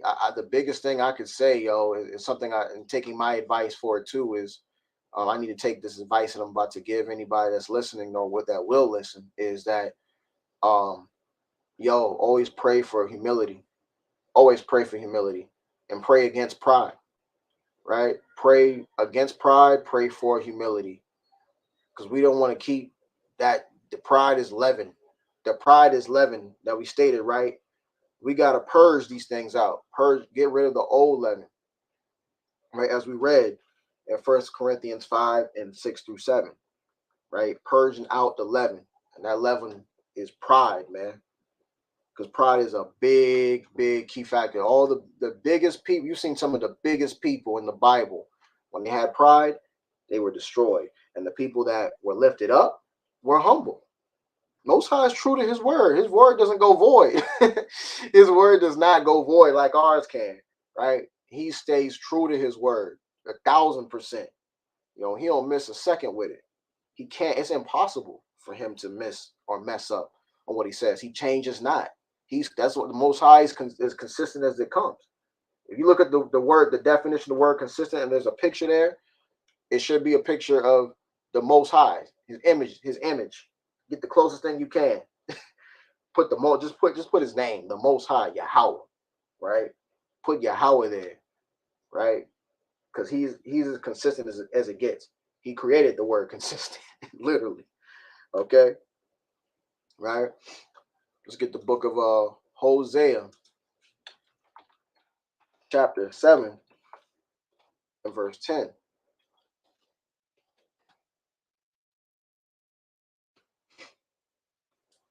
And the pride of Israel testified to his face, and they do not return to Yahweh their God, nor seek him for all this. Let's look at this, man. They're not, and this is dealing with a tense that, right? This is dealing specifically Northern Kingdom, because we read verse 10 down, verse 11. Ephraim also is like a silly dove without heart. They call to Egypt, they go to Assyria. So when they have their pride set and they're not clean, because like you said, the Most High hates pride. So when you go closer to the Most High, when you have praslaki, when you have pride, you're drifting further from the Most High, right? When you have, the more pride that you have, the more you're drifting further from the Most High, okay? So we want to make sure we're staying humble, right? This is Proverbs 26:12. Seest thou a man wise in his own conceit? There is more hope of a fool than of him, okay? A fool has the fool has a better chance than somebody that's wise in their own conceit or their own thoughts, right? They think they're wise. Most High doesn't want you to think that you're somebody wise. And you may have it. That doesn't mean you don't have information. That doesn't mean you don't have, some knowledge, right? But again, all praise, honor, and glory to Yahawashi, Yahawashi, because what we read and the coldest part we read about Nebuchadnezzar is the Most High returned his understanding to him and gave him more because he was humble, right? That's what he wanted to do, right? But he looked up to the heavens and it got returned to him because his mind was that of a beast. His mind was that of an animal eating the grass off the field. The Most High could do that. He could make you literally make someone brain dead, right? This is the fear of the Most High. The fear of the Most High is the beginning of wisdom, right? Having a true fear for him. It's another reason why it's a double thing, right? Keeping his commandments, because if we love him, we keep his commandments and we serve him, right? But also it's that fear, right? Having that fear of the Most High, because if we don't, and we start thinking we're somebody, then the Most High is looking at you, anyone that's in pride, right? He's looking at you as like, yo, who is this person? You know how you just look at, you seen somebody, right? I don't know if you ever play sports or you play basketball, or someone just try to compete with you on something. Maybe your little brother, your little sister, or whatever the case, and like, okay, they're not ready. And you ever looked at them like, you, like, come on, man. Like, but they start talking trash or something. It's like, come on, this is comical, man. Right? I've done that. I've done that to my older brother. You know what I'm saying? So, hey, look, I ain't trying to do it to the Most High, though. I'll tell you that much. And the Most High, right? He's looking like that. He's like, even to a higher degree, like, yo, like, who is this person? Who they think they are? I could turn their lights off. It's like a little speck to me. I just got to think the thought. Like, I just got to think it. I don't have to snap my fingers. I don't have to blink. I just think the thought, and it'll happen. That's the Most High, man. That's Yahweh. So we just gotta have that sincere fear, right? A healthy fear, right? But hey, don't cross the line with them, right? We want to keep it, want to play it safe and do the best we can. Like, the Most High knows our hearts and what's really there. Again, we can fool each other. We can try to fool ourselves, right? But we can't fool the Most High. Eyes are 10,000 times brighter than the sun, right? That's the biggest thing. Let's go into the Apocrypha and get the book of Tobit, chapter 4 and verse 13. Tobit 4 and 13. I'm gonna have to get off the screen real quick so that y'all can see it. Let's get it. Let's get it. Let's get it. All right. Let's get it. Tobit 4 and 13. All right.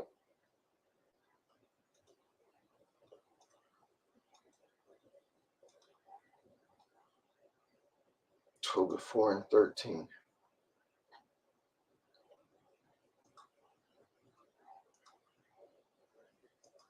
Hey, Shalom, Mark. Shalom, Mark. Yeah, that's my Ak right there, man.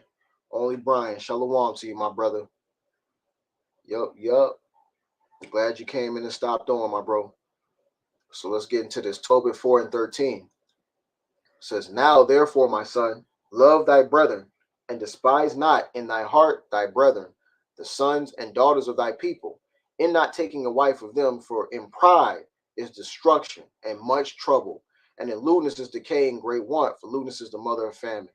Right? So pride is destruction, that Tobit said. The key point that we're getting in here. Pride is destruction. And that's what it leads to. If we operate in great pride here, that's going to be destruction for us, right? Again, pride is a killer. Let's get to the book of Sirach, chapter 10 and verse 7, right? We're going to stay in here. We're going to stay in the Apocrypha. We're going to get the book of Sirach, all right? Chapter 10, and we're going to start at verse 7, because there's a couple of them here in this chapter.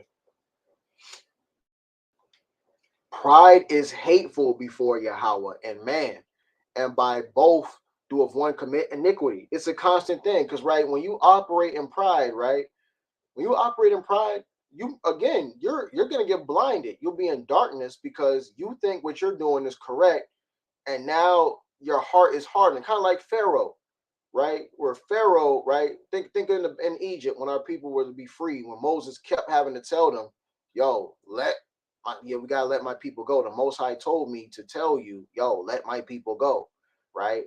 Let the children of Israel go and be free so they can serve Him. And of course, we know the Most High hardened his heart, right? But that being said, even though Pharaoh heard it, and he would say that he was going to let him go, but he didn't do it. He operated in pride, thinking that it's going to be good. And each time and time, the Most High's power was revealed, and it kept happening. And unfortunately unfortunately for the Pharaoh, right, he never got it until it was too late. Pride is hateful before Yahweh and man, and by both do of one commit iniquity, right? Because of unrighteous dealings, injuries, and riches got by deceit, the kingdom is translated from one people to another. So when you're dealing with this, man, they commit iniquity. What's iniquity? Iniquity is continuous sin, okay? We're doing a repeated sin because you're going to continue with it and you're not going to think anything about it. See, right? We understand when we're serving the Most High God, right? Yahweh, with a sincere heart. When we do that, He could be applicable to forgive us because we're in sincerity, right? Or in ignorance. But when you're doing something in pride, man, now we're asking for it, right? We're asking for it. We're asking for it heavy. Let's go to verse 12, right? The beginning of pride is when one departed from Yahweh and his heart is turned away from his maker. So that shows right there, man, the beginning of pride. When someone begins to start turning away from the Most High and operating in their own righteousness, right? That's when they depart from Yahweh. And his heart is turned away from his maker. So now, again, look, they don't think they need the creator. Right? Again, that's why he had to remind them who's the potter and who's the clay. Right? You see that in Jeremiah. Who's the potter and who's the clay? The Most High design, he maketh all, right? The beginning of pride is one departed from Yahweh and his heart is turned away from his maker. That's heavy. Okay? Verse 13, for pride is the beginning of sin, and he that have it shall pour out abomination. And therefore Yahweh brought upon them strange calamities and overthrew them utterly. The Lord have cast down the thrones of proud princes and set up the meek in their stead. Yeah, the Lord have plucked up the roots of proud nations and planted the lowly in their place. The Lord overthrew countries of the heathen and destroyed them to the foundations of the earth. Right? So these are key things that show. He's saying, look, man, pride is the beginning of sin. That's where it starts. And that person is going to pour an abomination. It's going to continue to get worse. Right? It's like, again, pride is a cancer, man. Pride is a cancer. And just like a little leaven the whole lump, man. If someone got pride, that pride could spew over into somebody else, right? They start getting prideful, running over a certain authority, and then now it tickles off into them. Now it runs off into them, and then now they're operating in pride too as well. Now the abomination is only going to continue to get greater, right? And look, he said the Most High has casted down thrones of proud princes. As we read, kings, princes, proud nations, right? And he put the lowly, the meek in their stead. So he's replaced them, man. He's replaced them. Okay? He has put the low, he's put the high on low and the low on high. Hey, all praises Yahawashi Yahawashi, man. And that's just the truth of the matter, man. That is the truth of the matter. Right? We have to make sure that when we do see, again, you always want to examine yourself. You always want to examine yourself. It's brother only Brian 47 says it's contagious. Kind out. Yeah, it's very contagious. And that again, a little leaven the whole lump, right? A little leaven the whole lump. And that's why we want to make sure that we're doing what we can do to stay at a lower state, right? We want to stay at a lower state because the more we try to build ourselves up with our pride, it's gonna end horribly. It's gonna end horribly. According, we see time by time in the scriptures, and that's only a few precepts concerning pride, right? Y'all know y'all know the Bible, man. Y'all know y'all go in the Bible, y'all just type in pride. How many scriptures there are dealing with pride, or how many stories we got dealing with people that were proud, right? We just read it that the Most High he put down proud princes, proud nations. We went into a little bit. This is just, like I said, I have to do a whole separate lesson on pride itself. But this is leaven, right? That has to be taken out, right? This is something that we want to examine ourselves, right? Brothers, sisters, examine yourself, right? And examine the proud. If there's any pride in there, right? And I'm not saying you're going to do it just in one day. This is in the 7-day period, but you examine, right? When you examined yourself and said, I noticed this is this. Maybe I'm thinking too high of myself. This is another reason why, we keep, especially in these times, we want to be amongst each other, right? Let me get the book of Hebrews. I'm gonna get this for y'all real quick. The book of Hebrews, chapter 10 and verse 24. Okay, Hebrews 10 and 30 and 24.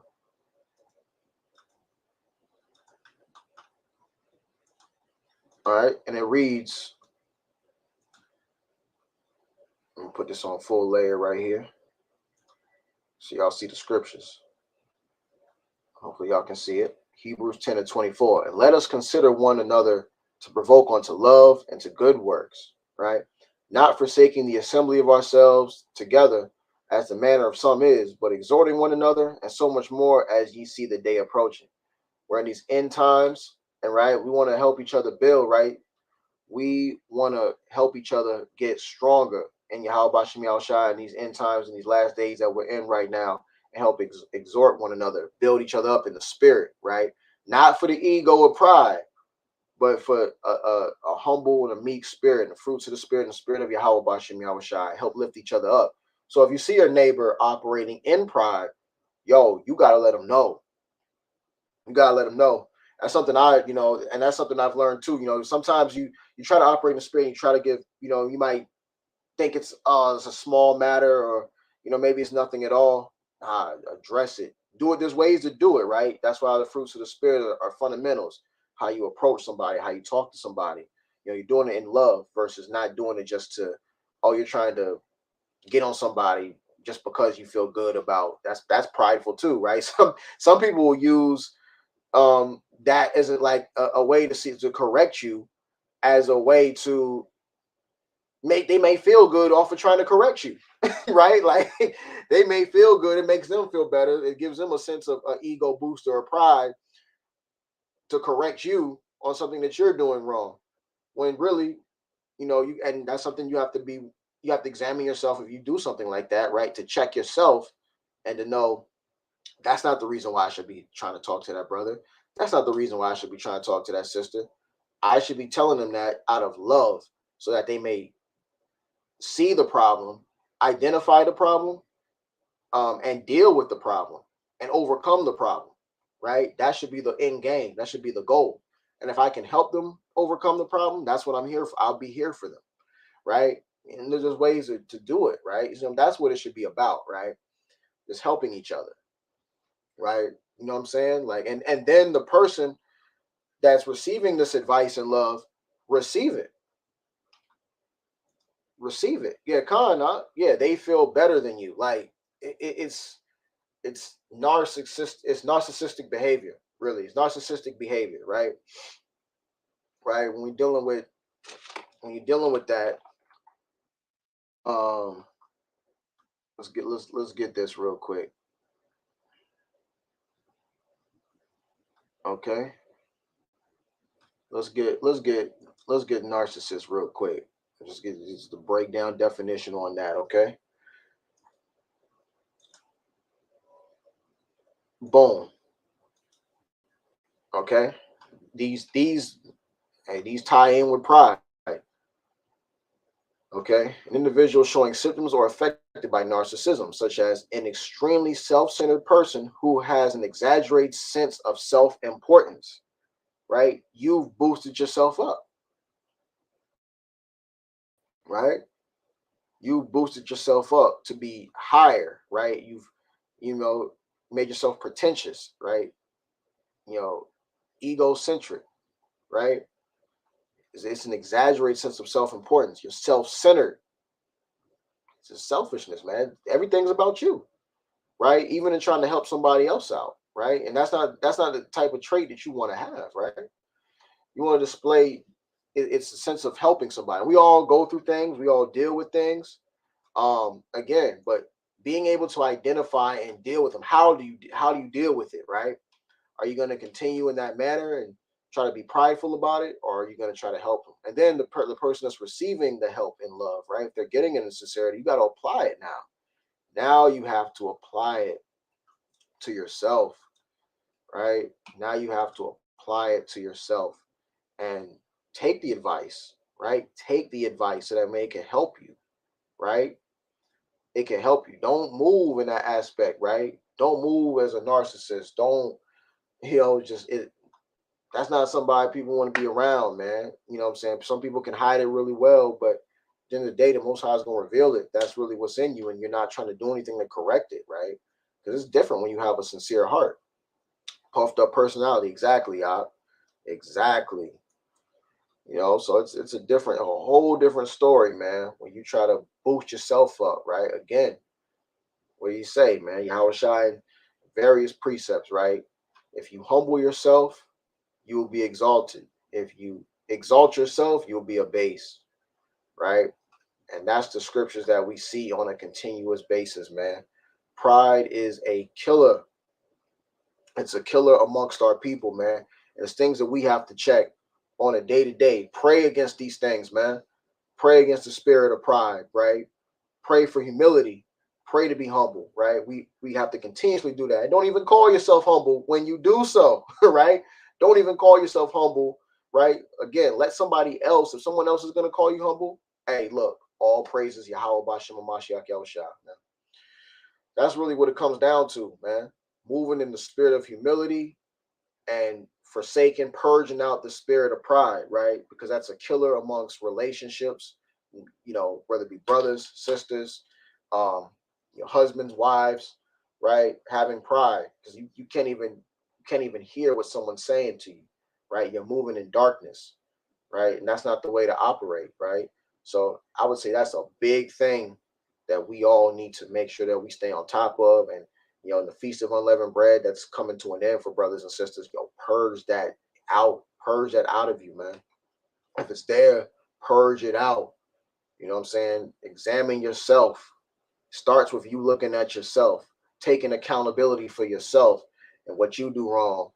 And then, hey, okay, I do this wrong. My neighbor told me this is what I could have done.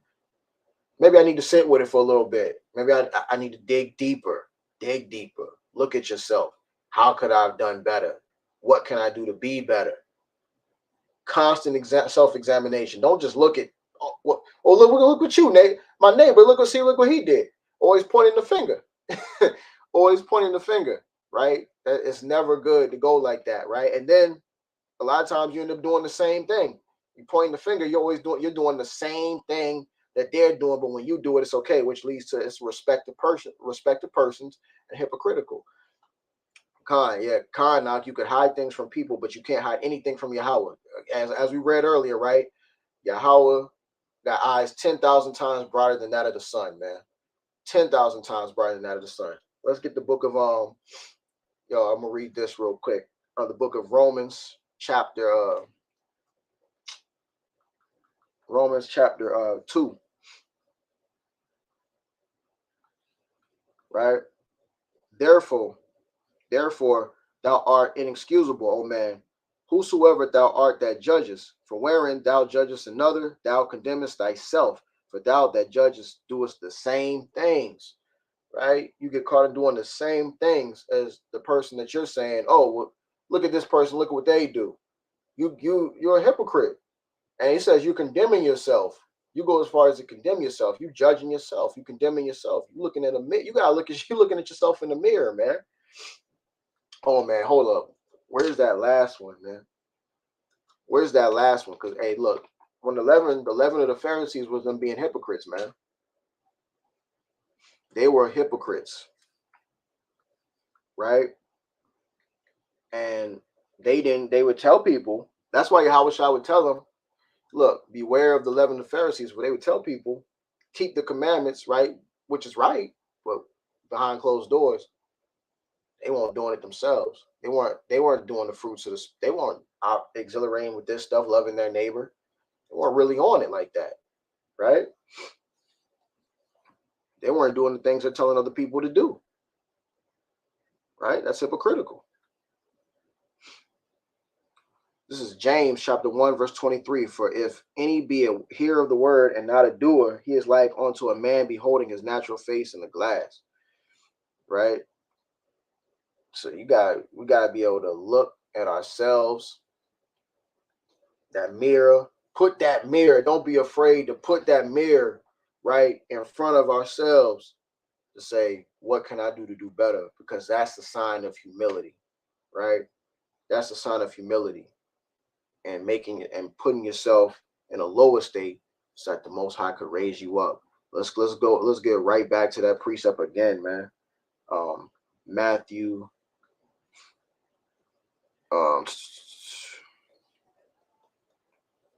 you get Matthew 22 and my fault, 23 and 12. And whosoever shall exalt himself shall be abased, and he that shall humble himself shall be exalted. Right? So we want to make sure that we keep ourselves humble, and be humble, and continuously pray for it, because every day is a day to day, every day is a new battle, right? So continuously pray for that spirit, being meek, humble, and to purge out that leaven of pride. So, look, I pray this was edifying for brothers and sisters. Shoot, you hit the like button so we can get this in the algorithm for brothers and sisters to check, maybe stumble across the truth, get the gospel, and let this gospel be spread across the four corners of the earth, man. So let's get this, the book of Matthew 24, because that's what has to happen before the end comes, man. The true gospel is going to be spread across the four corners of the earth before the end hits. Matthew 24 and 14. And this gospel of the kingdom shall be preached in all the world for a witness unto all nations, and then shall the end come, right? And I'm going to close it out with the book of Matthew 26 and 6. Now, when Yahawashi was in Bethany in the house of Simon the leper, there came unto him a woman having an alabaster box of very precious ointment, and poured it on his head as he sat at meat. But when his disciples saw it, they had indignation, saying, to what purpose is this waste? For this ointment might have been sold for much and given to the poor. When Yahawashi understood it, he said unto him, why trouble ye the woman? For she hath wrought a good work upon me. For ye have the poor always with you, but me ye have not always. For in that she hath poured this ointment on my body, she did it for my burial. Verily I say unto you, wheresoever this gospel shall be preached in the whole world, there shall also this that this woman have done be told for memorial of her. And with that, the water for brothers and sisters jumping on, hopping on, and hope pray this was edifying for you. With that, I want to give all praises, honor, and glory to Yahweh, by Hashem Mashiach Yahawashi, right? Peace and blessings to the hopeful elect that are scattered throughout the four corners of the earth, learning and or teaching this gospel in truth and sincerity, diligently waiting on the second coming of our Lord, Messiah Yahawashi Mashiach, to deliver us from this wicked captivity. Email in the description if you get questions, inquiries, baptisms. Please get baptized in the name of Yahawashi Mashiach for the remission of sins while we still have time, and let this gospel be spread across the four corners of the earth, right, before the end comes, as we wait on Yahawashi Mashiach. Until next time, y'all brothers and sisters, Shalom.